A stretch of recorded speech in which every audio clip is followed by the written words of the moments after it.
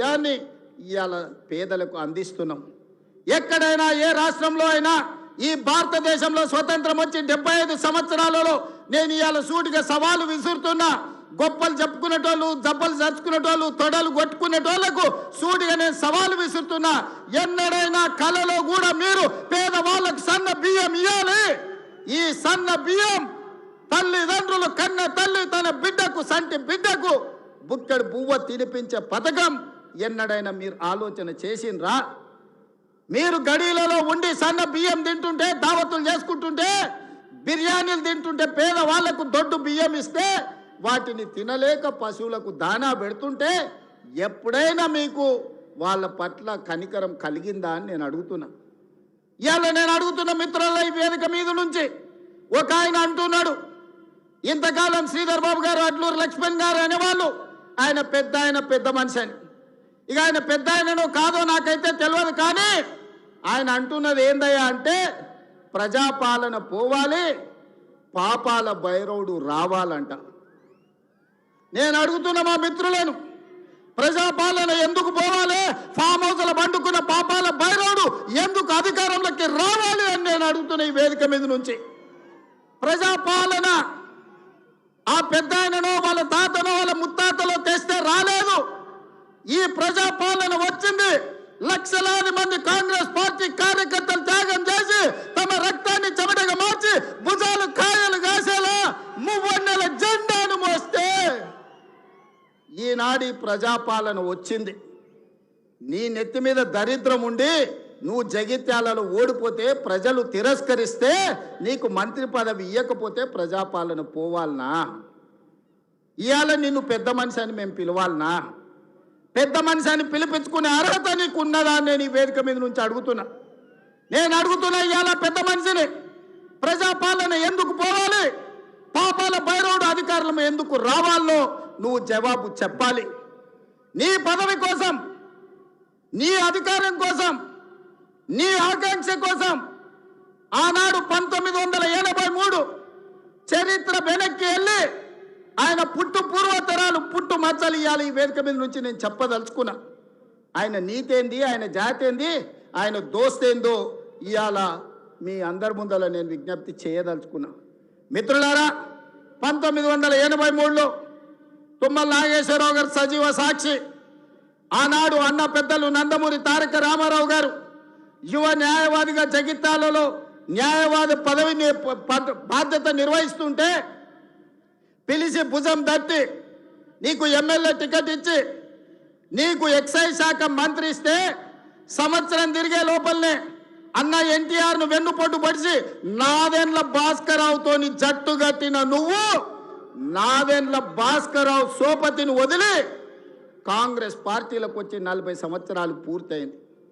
నేను అడుగుతున్నా పెద్ద మనిషిని, ఈ 40 ఏళ్ళు జగిత్యాల నియోజకవర్గమే కాదు కరీంనగర్ జిల్లాలో ప్రతి కాంగ్రెస్ పార్టీ కార్యకర్త 14 ఎన్నికల్లో 11 సార్లు ఎమ్మెల్యే, 3 సార్లు ఎంపీ, 1 సారి ఎమ్మెల్సీ, 14-15 సార్లు బీభావిస్తే దుఃఖాన్ని దిగముంగుకొని ఎన్టీఆర్ను వెన్నుపోటు పడిచిన నిన్ను, నాదెండ్ల భాస్కరరావు అనుచరుడైన నిన్ను ఎమ్మెల్యేగా, ఎంపీగా, ఎమ్మెల్సీగా ఏ ఎన్నికల్లో పోటీ చేసినా వేలాది మంది కాంగ్రెస్ పార్టీ కార్యకర్తలు నిన్ను భుజాల మీద మోసిన మాట నిజం కాదా?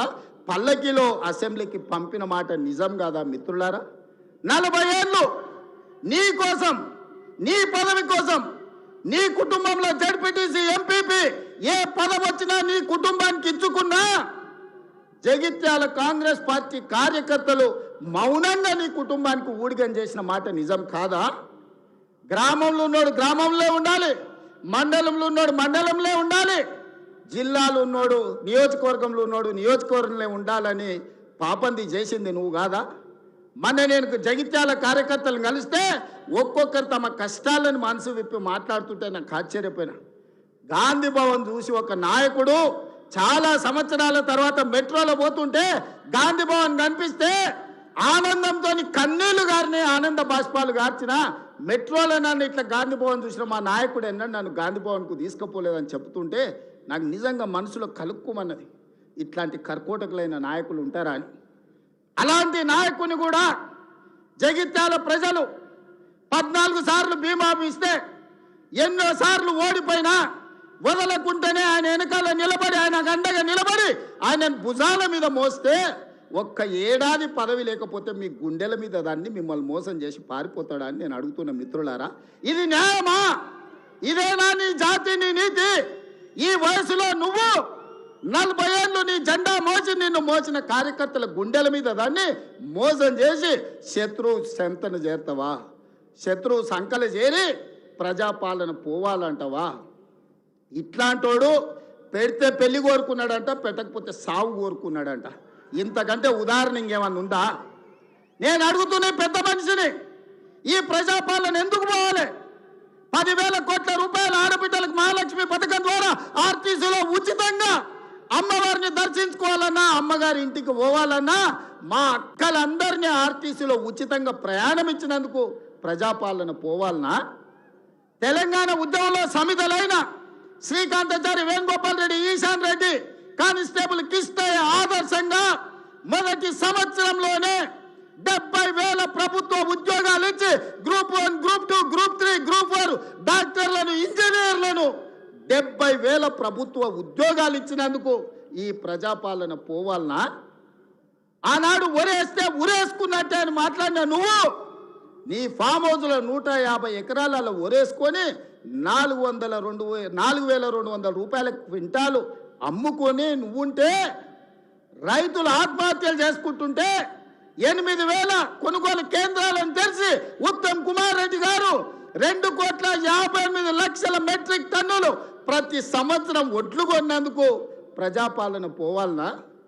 సన్నబియ్యం, సన్న ఒడ్లు వండించి సంటి పిల్లలకు సన్నబియ్యం తినిపిస్తున్నందుకు ప్రజాపాలన పోవాలనా? 3,15,00,000 17 లక్షల మంది ఈరోజు సన్నబియ్యం తింటున్నందుకు ప్రజాపాలన పోవాలనా?